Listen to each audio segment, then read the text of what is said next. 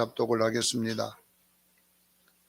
구약성경 신명기 12장 13절부터 19절까지 우리 말씀 같이 합독합니다. 시작.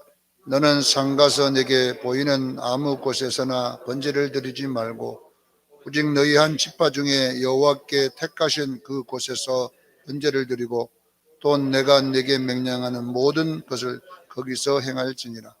그러나 네 하나님 여호와께서 내게 주신 복을 따라 각 성읍에서 내 마음에 원하는 대로 가축을 잡아 그 고기를 먹을 수 있나니 곧 정한 자나 부정한 자를 막론하고 노루나 사슴을 먹을 것 같이 먹으려니와 오직 그 피는 먹지 말고 불같이 땅에 쏟을 것이며 너는 곡식과 포도주와 기름을 11조와 내 소의 양의 처음 난 것과 내 소원을 갚은 예물과 내 낚은 예물과 내 손의 거제물은 내 각 성읍에서 먹지 말고 오직 내 하나님 여호와께서 택하시는 곳에서 내 하나님 여호와 앞에서 너는 내 자녀와 노비와 성중에 거주하는 내 인과 함께 그것을 먹고 또 내 손으로 수고한 모든 일로 말미암아 내 하나님 여호와 앞에서 즐거워하되 너는 상가 내 땅에서 거주하는 동안 레인을 저버리지 말지니라. 아멘. 오늘은 올바른 예배 생활이란 무엇인가에 대해서 오늘 은혜를 나누고자 합니다. 오늘은 이 예배가 무엇인가, 그리고 우리가 어떻게 하면 올바른 예배를 드릴 것인가에 대해서 오늘은 한번 살펴보겠습니다. 성경에서 예배란 뭐라고 우리에게 설명했냐면 하나님을 뵙는 것이다, 이렇게 설명을 했어요. 출애굽기 23장 14절로 17절에 보면 이스라엘 백성들에게 하나님이 3대 절기를 주시면서 남자는 매년 3번씩 주 여호와 앞에 보일지니라, 이렇게 예배 드릴지니라 안 하고 뭐라고 했어요? 보일지니라, 이렇게 했어요. 네. 옛날 저는 어릴 때에 뭐라고 했냐, 예배 보러 가자, 이렇게 예배 보러 가자 그렇게 했는데 분광사님이 와갖고 말이야, 누구들 예배 보러 가자 그러면 안 된다, 예배 드리러 가자 해야 된다, 이렇게 했었어요. 그러나 이제 우리가 보러 가자라고 하니까 구경 가자 이런 뜻이 아니고, 성경에서 보러 가자는 말은 예배 구경 가자는 뜻이 아니에요. 예배를 보러 간다는, 이 예배라고 하는 것은 실질적으로 우리의 이 모임이 예배이지만 예배는 하나님을 뵙는 것이 예배입니다. 그래서 원래 이제 우리가 예배 드리러 가자 이렇게 보다는 하나님 뵈러 가자 이래야 맞다는 거죠. 이것이 출애굽기 23장 17절의 내용입니다. 남자는 1년에 3차 반드시 여호와께 앞에 와 보일지니라. 이것이 뭐냐면 하나님을 뵙는 것이 예배입니다. 그래서 우리 수정교회 성도들이 오늘도 우리는 이 예배 프로그램에 참석하러 온 것이 아니라 하나님을 만나고 가는 것입니다. 이것이 예배임을 기억하기를 바랍니다. 이 예배라는 단어를 히브리어로는 샤하 이렇게 하는, 이 샤하란 말이 무슨 뜻이냐면 부복하다. 부복하다는 말이 어떤 의미냐면요, 옛날 우리가 이 사극을 보면 신하가 왕을 뵈러 갈 때에 고개를 빳빳하게 들고 왕이여 내가 왔습니다 이렇게 하는 신하가 별로 없잖아요. 땅에 엎드려서 왕이여 만세수를 하옵소서, 정의정 조승건이 왔나이다 이렇게 땅에 엎드려서 왕에게 예의를 하고 있는 것이 예배입니다. 그래서 헬라어도 프로스키오라고 했는데 이건 무슨 뜻이냐면 경배하다라는 뜻이에요. 경배. 이 경배하다라는 말을 우리나라 말로 옮겨보면 최상의 존재에게 최고의 존경의 표시를 하다, 이런 뜻이에요. 최상의 존재에게 최고의 존경의 행위를 이렇게 표현하는 것이 뭐냐, 헬라어로는 예배입니다. 그래서 영어는 그대로 번역을 워십이라고 이렇게 해놓잖아요. 영어는 워십. 워십은 똑같은 말이에요. 워십이라는 뜻도 최상의 존재에게 최고의 존경의 표시를 드리는 것이 예배다, 이렇게 성경은 해놨어요. 이 예배라는 단어를 통해서 그 예배의 의미를 그 단어 속에 심어 놓으려고 애를 썼던 것입니다. 그래서 우리는 이 예배는 이 교회에 와서 어떤 프로그램을 참석하고 가는 것이만 또 예배의 한 부분이지만, 진정한 예배는 하나님 뵙고 가는 것입니다. 여러분, 조승건 목사를 만나러 오면 예배가 아니에요. 어떤 사람은요, 조승건 목사하고 기분 나쁜 일이 좀 안 와버려, 교회. 왜냐하면 조승건 목사를 만나러 오기 때문에 안 나오죠. 기분 나쁘니까. 그러면 애초에 그분은 예배가 잘못되어 있는 거예요. 예배관이. 예배는요, 조승건 목사를 만나러 오는 게 아니라 하나님을 뵈러 오는 것입니다. 그래서 여러분들이 교회에 올 때는 여러분 쪽의 정신이 오늘도 예수님 만나러 가야지, 이런 마음으로 나오기를 바랍니다. 자, 이사야 1장 12절에 보면 그 잘못된 예배에 대해서 지적하고 있는데요. 이스라엘 백성들의 예배가 잘못된 게 뭐냐면, 너희가 내 앞에 보이러 오나, 너희가 내 앞에 나를 만난다고 오지만 그것을 누가 너희에게 요구하였느냐. 그래서 너희가 지금 내 만나도록 지금 3대 절기마다 예루살렘 올라오지만 내가 그것을 요구한 것이 아니라는 것은 무슨 말이냐면, 예배가 가지고 있는 너희들의 그 자세가 잘못됐다는 이야기. 그럼 어떤 자세냐면 마당만 밟고 갈 뿐이라 그랬어요. 나는 안 만나고 마당만 밟고 샥 가버리는. 예를 들어서 보세요. 자식이 부모 만나러 와갖고 전화해서 어머니 저 몇 시에 갑니다, 몇 절 몇 시에 갑니다 해놓고 와갖고 어머니도 안 뵙고 마당만 딱 밟고 가버리면 어떻게 되겠어요? 여러분 생각해 보세요. 어머니하고 대화도 나누고 어머니가 차려준 밥도 먹고, 야 이러다가 가야지. 차 소리 부릉부릉 하고 탁 왔다가 차가 왔는데 마당 탁 밟고 어머니 왔다 갑니다 하고 가버렸어. 그래, 이건 뭐냐면요, 어머니를 찾아뵙는 본질이 잘못됐다는 이야기잖아요. 어머니 찾아오는 것은 어머니와 만나고 어머니와 대화하고 어머니를 살피고, 이런 전체가 예배인 줄로 믿으시기를 바랍니다. 우리 한국에 참 교회가 많고 또 이 작은 남북이 나눠진 남한에 참 이 인구 5천만에서 세계에서 제일로 신학교가 많고 목사가 많고 또 교회가 많은 데가 대한민국입니다. 그래서 세계의 기독교 성지는 예루살렘이 아니라 대한민국과 같아요. 우리 대한민국이 그래도 세계의 선교를 미국보다 더 많이 하는 이런 엄청난 일을 우리가 한국교회가 하고 있어요.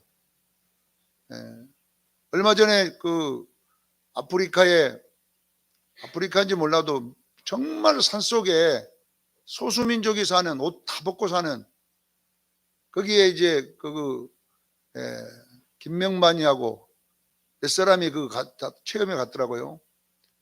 가는데 주일날 되니까요, 전부 다 성경책 들고 예배 들어간다 가더라고요. 완전히 산중 옷 다 벗고 사는 데예요. 그런데 거기까지 복음이 증거된 거예요. 그래서 주일날 예배 드리러 가더라니까, 성경책 들고 온 부족이.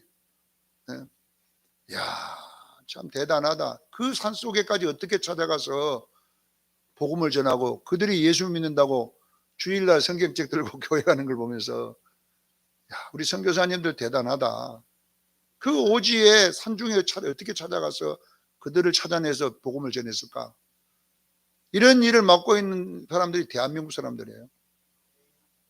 어마어마한 일을 우리 대한민국이 세계선교에 일을 하는데, 이렇게 좋은 나라, 예수 믿기 좋은 나라, 예수 많이 믿는 나라에 그 외국에 있는 이 예배신학자들이 온 거예요. 그래서 한국교회를 살폈는데 그분들이 뭐라고 이 한국교회 예배를 평가를 했냐면요, 한국 교회는 집회는 많은데 예배가 없다 이렇게 했어요. 집회는 많이 드리더라는 거예요. 막 주일날 드리고 주일 오후에 드리고 저녁에 드리고 그냥 막 이렇게 많이 드리는데 예배가 없다. 그래서 그 사람들이 그럼 집회가 뭐고 예배가 뭐냐 이렇게 물어보니까 집회는 그 초점이 사람에게 맞춰진 거예요. 집회라는 거예요. 설교도 사람을 기쁘게 하는 쪽에, 사람을 은혜 받게 만드는 쪽에 설교가 많고, 또 교회 프로그램도 전부 다 사람을 기쁘게 하는 쪽에 프로그램이 많고, 모든 초점이 사람에게 맞춰져 있다는 거예요. 그러면 예배라고 하는 것이 뭐냐? 예배는 초점이 하나님께 맞춰져야 돼요.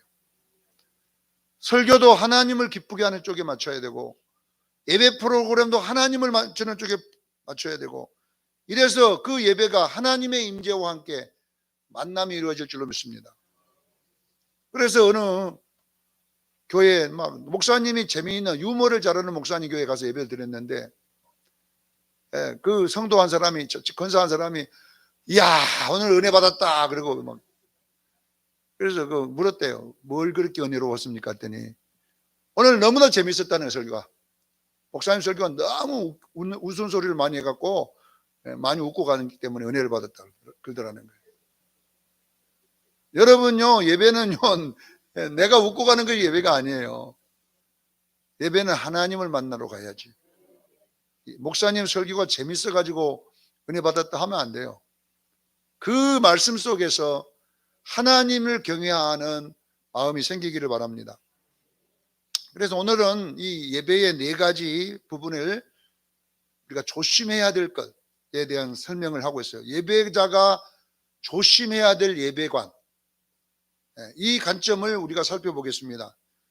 자, 13절 첫 번째 보세요. 13절과 14절에 너는 상가서라고 여기 나와 있습니다. 너는 상가서. 이 상가서가 뭐냐면 조심하고 실수하지 마라 이런 뜻이잖아요. 우리가 예배에 대해서 잘못할 수 있으니까 반드시 예배를 상가해라 이런 뜻이잖아요. 그래서 무슨 예배를 상가해야 되느냐면 산당 예배를 드리지 말라는 이야기예요. 산당 예배. 자, 이 산당 예배라고 하는 게 뭐냐면은 여기 보니까 예배는 너희가 보이는 가까운 아무 곳에나 드리지 말고, 이 말은 무슨 말이냐면 너희가 편리한 예배 드리지 말라는 이야기예요.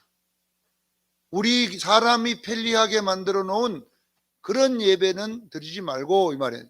너희들이 가까운 곳에서 반드시 내가 지정한 그 택한 장소에 가서 제사를 드리고 예배를 드려라 이렇게 되어 있어요. 여러분요, 우리는요 예배가 아무리 힘들고 어려워도 하나님이 원하는 곳에 가야 될 줄로 믿습니다.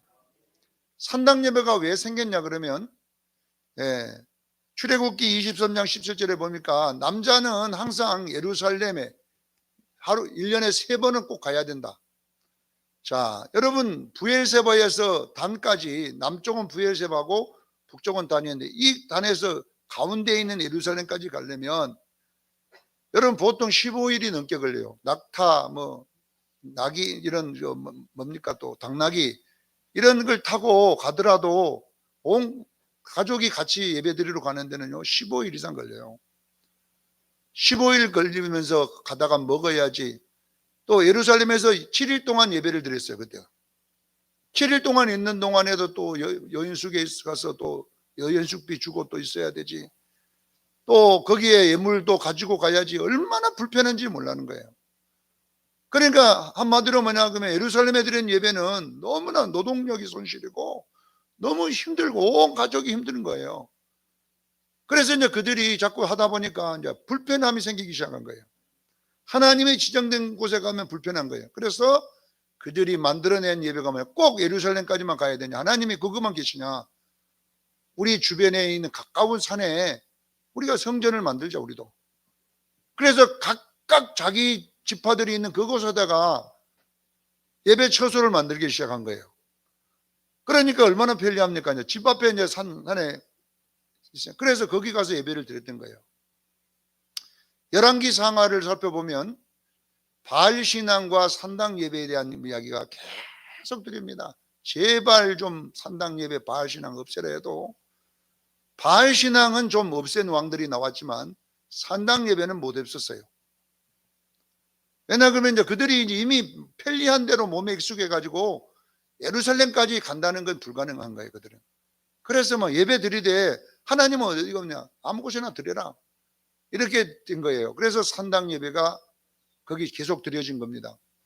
사랑하는 성도 여러분, 우리 수정교인들도 편리한 예배가 좋은 게 아니에요. 말씀의 자리로 가기를 주님 축원합니다. 오늘날 우리가 여러분 인터넷 예배도 예배라고 우리가 자꾸 말해 주잖아요. 집에서 핸드폰 가지고 드리는 예배도 예배라고 그렇게 해주잖아요. 코로나 때문에 더 교회 못 모인 것 때문에 어쩌면 우리가 익숙해진 거예요. 이 인터넷 예배가. 그러나 그 예배는 옳은 예배가 아닙니다. 사랑하는 성도 여러분, 불편할지라도 힘들지라도 성전에 나와 예배 드리기를 바랍니다. 여러분 편리한 예배 그 좋은 게 아니에요. 자야, 두 번째 보세요. 15절로 16절에 보면 하나님을 기쁘게 하는 예배를 드리라 이렇게 돼 있어요. 여기 어디 목사님 하나님을 기쁘게 하는 말이 나왔습니까? 안 나왔지만은 여기에 내용을 살펴보면 그 말입니다. 자, 너희가 고기를 먹되 뭐 성경에 정한 고기도 있고 부정한 고기도 있고 노루도 먹고 토끼도 먹고 싶은 대로 다 먹되 이 고기의 피는 반드시 먹지 마라. 이 말은 삶아서 먹으라 이 말이거든요. 생고기로 먹지 말라는 거예요. 여러분요, 고기는 여러분요 생고기가 맛있답니다. 그래서 홈리와 비냐스가 여러분요 왜 생고기 좋아하는 줄 아세요? 고기 맛을 아는 사람은 생고기를 먹잖아요. 홈리와 비냐스가 삶아서 먹어야 되는데 사람 시켜가지고 삶기 전에 고기 내놔라 그랬더니 안 됩니다 제사장님, 반드시 율법에 삶아서 먹으라고 했습니다. 삶은 후에 드릴 테니까 가서. 그러니까 그냥 그 삶는 봉사자들 쭉 얻어 패가지고 그냥 생고기 뺏어다가 그냥 와서 먹어버렸잖아요. 생고기. 왜 그래요? 이 고기 맛을요 알아버리면요, 어떤 사람들은 여기도 그런 사람이에요. 소고기도 그냥 돼지고기처럼 바짝 익혀갖고 먹는 사람들 있어요. 그러면 소고기는요 뻣뻣해집니다. 그래도 소고기는요 약간 핏기가 있는 것처럼 그때 먹으면요 엄청 부드럽거든요. 그래서 옛날 저는 모르고요 목사님도 식사할 때 나는 바짝 익힌 줄 기다리다 보면 다 먹어버렸어. 그냥 앞뒤로 살살 꾸더니 다 갖다 먹어버리는 거야. 나는 이제 익힐 때까지 기다렸는데 돼지고기처럼 싹 다 먹어버리고 나중에 찌끄러기 몇 개 가지고 먹었어. 목사님은 시골 사람이다 나보고 왜 소고기는 그게 피가 아니라 육즙이 나와 온다고 그때 먹으라 그러더라고요. 여러분요 보세요. 여기에 나오는 피채 먹지 말라는 이야기는 무슨 말이냐면 너희 입맛에 맞게 먹지 말라는 거예요. 사랑하는 성도 여러분, 우리가 예배가 여러분의 입맛에 맞으면 안 돼요. 하나님의 입맛에 맞아야 될 줄로 믿습니다. 내 입맛에 맞는 예배는 나를 기쁘게 해주는 예배를 말하는 거예요. 사람들은요 왜 예배를 자기를 기쁘게 해달라 그러는 거예요. 그래서는 안 돼요. 예배는 내 기쁨을 위한 예배가 아니라 하나님의 기쁨을 위한 예배가 되기를 바랍니다. 이것을 피채 먹지 말라고 한 거예요. 너희 입맛에 맞게 고기를 먹지 말고 하나님이 원하는 대로 고기를 먹어라. 이 말은 무슨 말이냐면 예배는 하나님을 기쁘게 해야 돼요. 그래서 여러분들이 항상 예배 드려올 때에 주님의 마음을 살피기를 주님 축원합니다. 주여 오늘도 내 예배가 나를 보신 하나님은 피가 있는 고기일까요? 피가 없는 고기일까요? 나를 기쁘게 하는 예배일까요? 하나님을 기쁘게 하는 예배일까요? 알아서 하나님을 기쁘게 하는 예배 드리기를 저는 축원합니다.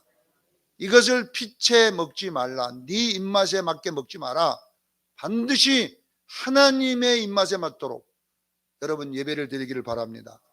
자, 세 번째는 뭐라고 이야기하냐면요 17절로 19절에 보면 너희들이 하나님께 드릴 거제물을 먹을 때에는 각 성읍에서 먹지 말고 그랬어요. 너희가 거제물은 드렸다가 다시 받는 이런 예물이거든. 거제물 앞으로 드려서 뒤로 이렇게 그러니까 드렸다가 받다가 거제물 이걸 거제제사라고 그래요. 이런 이 제사는 그러니까 하나님께 드렸다가 다 우리가 먹는 거예요. 도로. 우리나라 제사가 다 그러잖아요. 제사상 차려놓고 끝나면요 다 먹잖아요. 이거 거제인 것과 같은 거예요.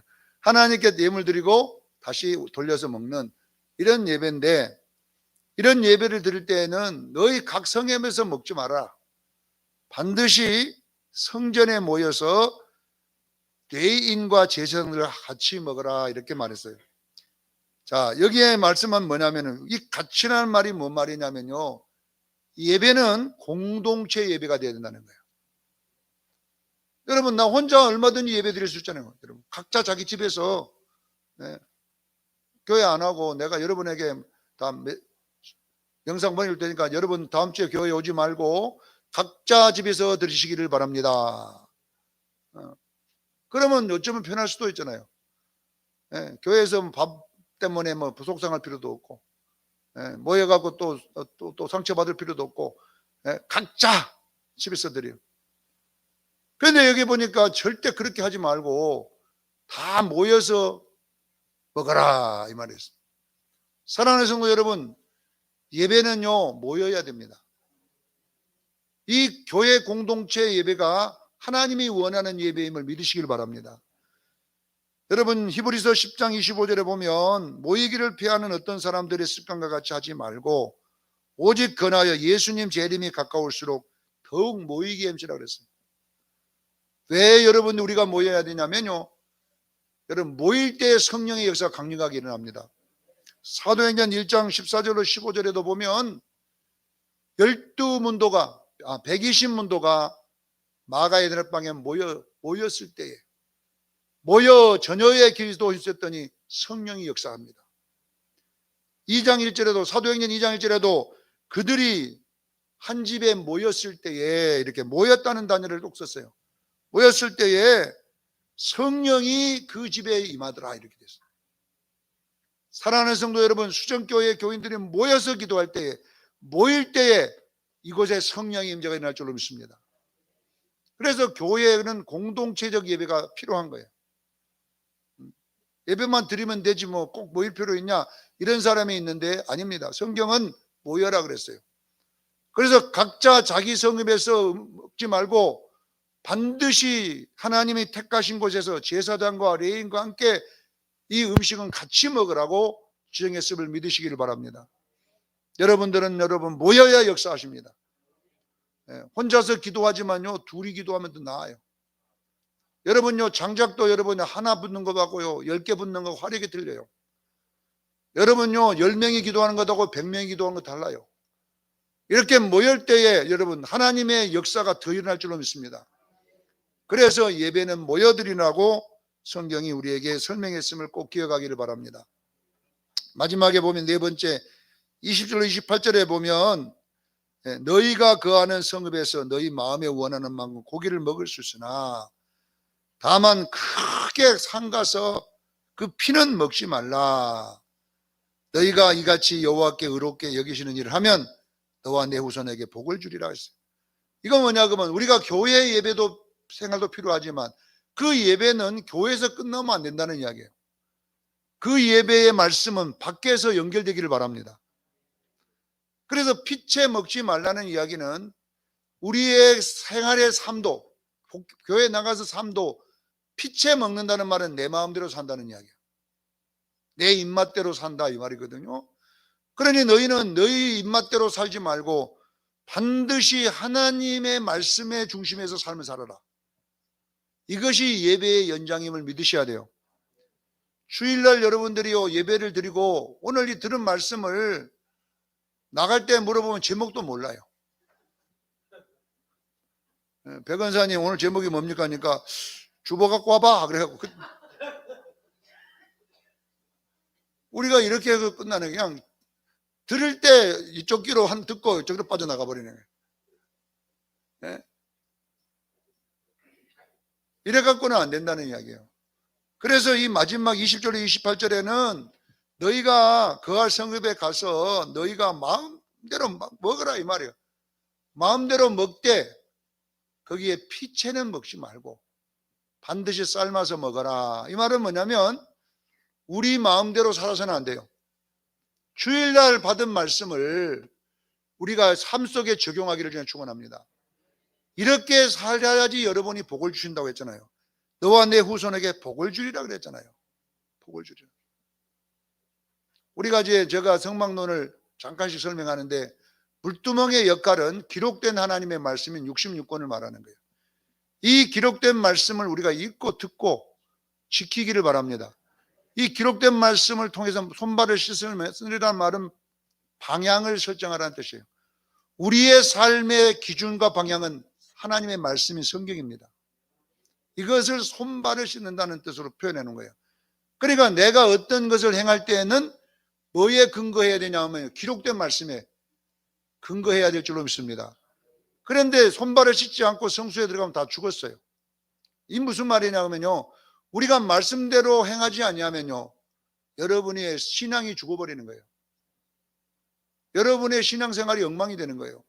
그래서 우리는 우리 삶 속에서도 우리의 삶의 기준이 물두멍에 손발 씻는 것에서 시작하기를 바랍니다. 자, 그런데 성소에 들어가면 떡 12개가 있어요. 6개, 6개. 이 떡도 말씀을 상징한 겁니다. 그러면 물두멍은 기록된 하나님의 말씀인 66권이고, 성소 안에 있는 땅 12당이는 뭐냐면 삶의 말씀이에요.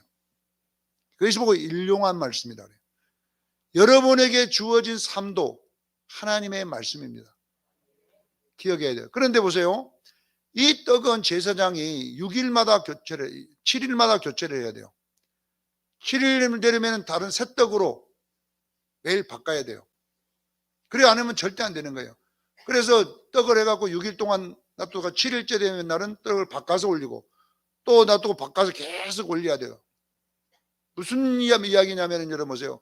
오늘 여러분들이 이 말씀을 목사님을 통해 들었으면 여러분 6일 동안 그 말씀대로 살기를 저는 축원합니다. 그래서 또 7일날 교회에 오면 또 새로운 말씀을 받는 거잖아요.